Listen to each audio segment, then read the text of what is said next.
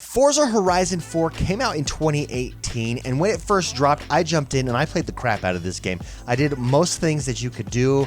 I played it almost daily and really dove in, sunk my teeth into the game. I was also really big into Forza Horizon 3 before it, so when Forza Horizon 4 jumped out, I just couldn't wait. It is now 2021, and I probably haven't played this game since early 2019. With the news of Forza Horizon 5, I thought I'd jump back in, dive in full board, and really get used to Forza Horizon 4 again. And I want to give you my review in 2021. Is this game worth jumping back into? Especially in preparation for Forza Horizon 5. If you've never played a Forza Horizon game, should you be playing Forza Horizon 4? Let's go over it. Let's discuss it. Let's give you my review. But before we do, don't forget to hit that like button, subscribe to this channel. My name is X1 the Gamer. We're dropping gaming videos each and every single week, so make sure you subscribe, like, and join us on our journey of gaming. Forza Horizon 4 is an open world racer, which basically means there's a wide open map and you can go around that map and race however you want, whenever you want, wherever you want. It's a lot different than traditional racers. Let's take a recent racing game that I really like, Dirt 5. Dirt 5 sends you in a racing campaign from one race to the next, and they're all closed races. In Forza Horizon 4, that's not the case. There's an open world that you can go and travel and experience and explore, find new things with a variety of races and activities within that world to play. So the beautiful thing about Forza Horizon 4 is you can play the game exactly how you want. If you're someone that likes to collect stuff, if you like to explore, if you're a competitive racer, or if you like to play online with your friends, then there's something for you in this game. Indeed, I think there's something for everyone in this game. And that is the charm of a Forza Horizon and the charm of Forza Horizon 4. Now, there are a variety of races that you can do in this game, and that's why this game really appeals to me. I am particularly fond of rally racing and also the cross-country racing, where you go across a map using different off-road vehicles and you go from point A to point B. There's also closed circuit supercar racing, road racing, street races, drag races. If there's a race type, this game has it, and you can play it. Now, all of these options ultimately don't matter if the cars don't feel good when you drive them, if the racing is terrible. So how is racing in Forza Horizon 4?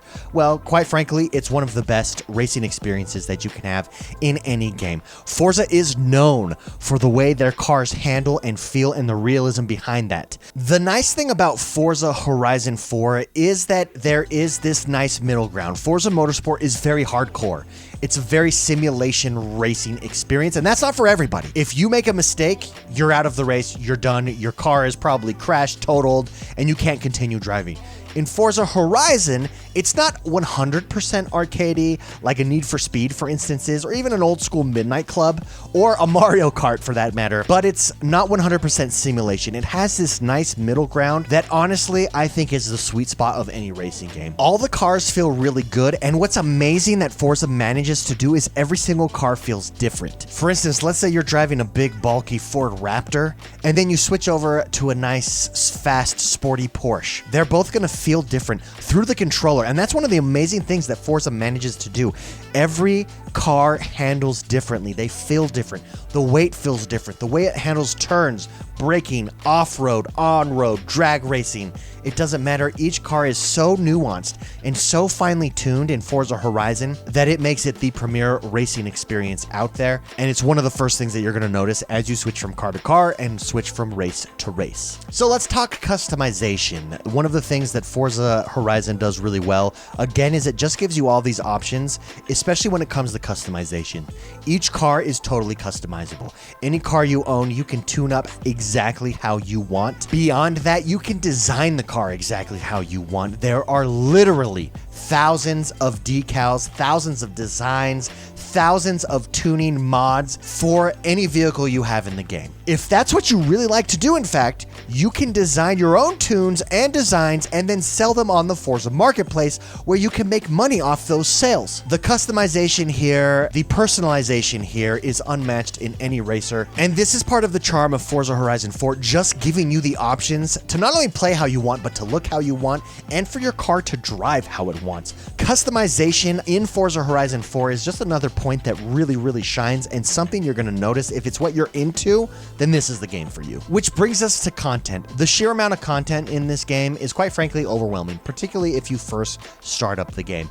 Apart from the massive original map of the UK that is in the game, there are 2 DLC packs that you can get with this, namely Fortune Island and Lego Speed Champions. Both of this DLC is excellent and is as good or better than the main game. Lego Speed Champions is just this fun-filled Lego verse on an island that you have to travel to, where you get to race as Lego cars against other Lego players, and on an island filled with Lego buildings. If you've ever played the Lego games and you know the sounds when you deconstruct and break apart Lego buildings, it is filled with these sounds, and there's just something about racing in Legoland that is so much fun. This would definitely be the DLC that I played with my children, and I still had a good time at it. This is still the racing experience that you've all come to love about Forza and Forza Horizon 4, wrapped in a Lego package, and it's a blast.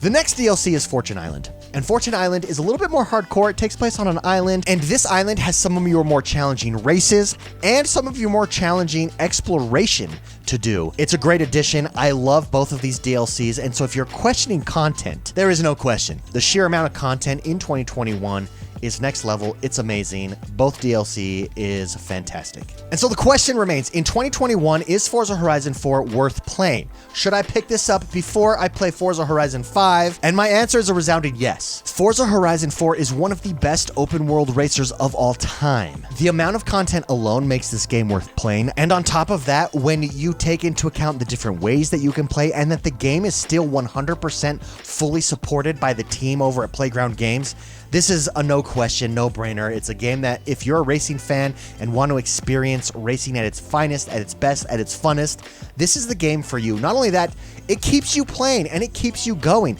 There are challenges daily to do, weekly challenges to do, monthly challenges to do, different types of events happening all the time in the game where you earn cars, you earn credits, you earn special edition currency that then unlocks special edition cars for you.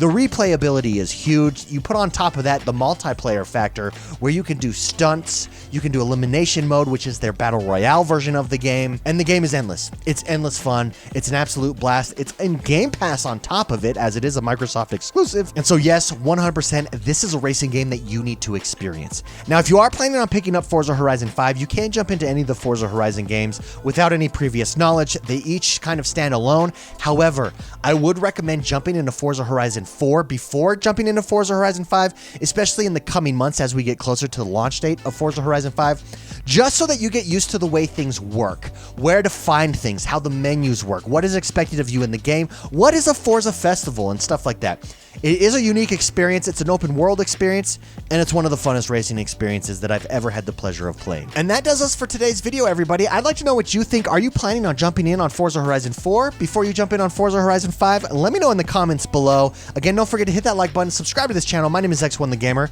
and I'll see you guys next time.